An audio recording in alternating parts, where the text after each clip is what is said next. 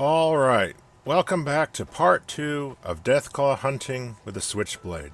I decided I'm not going to mess around trying to attempt to do some sort of fake accent in this video, so from this point forward, I'm going to talk in my normal voice. There are many ways of getting past the Cazadores north of Good Springs, but the easiest way is to head up the hill on the left which leads to Chance's grave.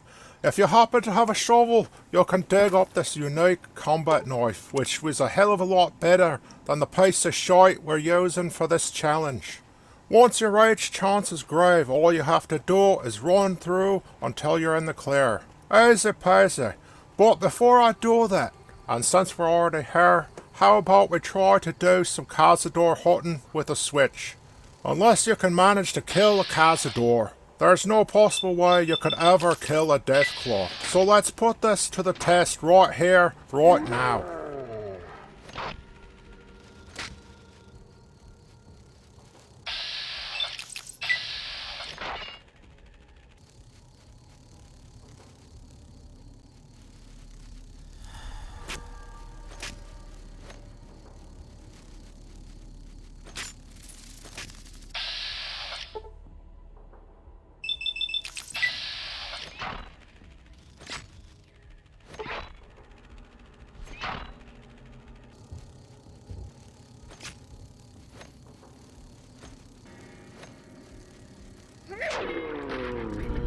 That's not a stinger, this is a stinger. Anyway, this isn't about killing Cazador, so I'll reload because I want back the stealth board I just wasted. The next thing I want to do probably isn't necessary, but I want to do it anyway, and I know I can do it because I've done it once before. And what I aim to do is make my way to Jacobstown at level 1, because there is a Nightkin named Lily who can help me out with my stealthing abilities. Don't worry, I won't be taking her with me to do the challenge, and she wouldn't be much help anyway. She'd probably die in an instant from a single swipe. So what I aim to do instead is just recruit her and then make her right behind. That way I got the stealth girl companion perk, but without actually putting her in any harm's way. For some reason I kept thinking there is some secret passage west of Red Rock Canyon which can be used as a shortcut to get to Jacobstown. But in reality, I don't think it is possible to go north that way at all. Not because of the Cazadores being a brick wall to level 1 characters, but because of a physical, literal wall in the form of the mountains making going that way impossible unless you use TCL command in the console or something like that. However, this secret passage obviously does exist, but I think it can only be used to head south rather than to go north, because I believe at some point you reach a point where you can drop down, but you can't go up that way.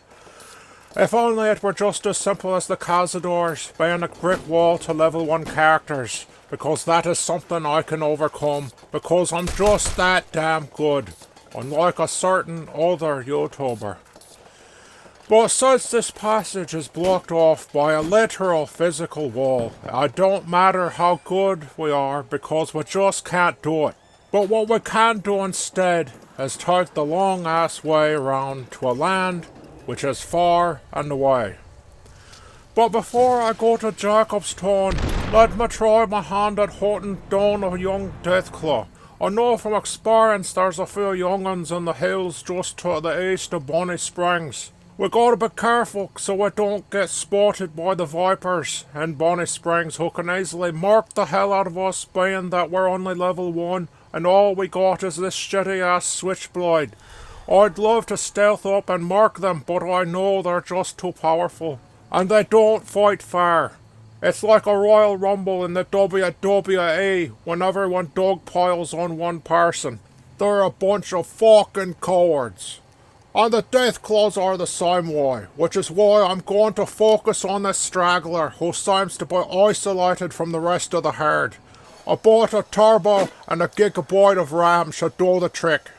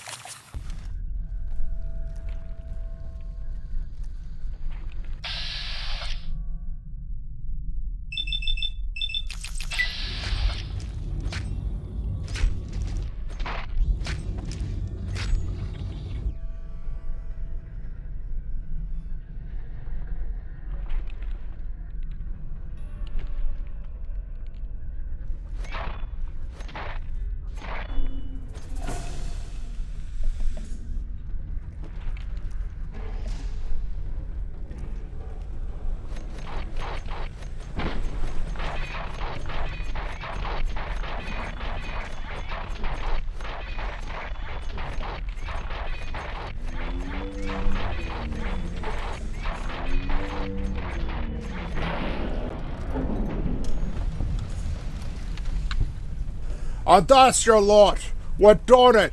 It wasn't easy, but we managed to go Deathclaw hunting with a switch.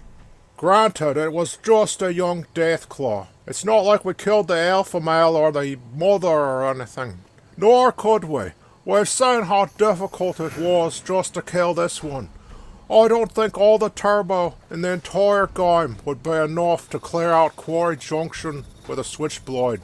That being said, there is something I'd like to do, but it's going to be a surprise for the next video. For now though, I want to get to Jacobstown and recruit Lily for the companion perk.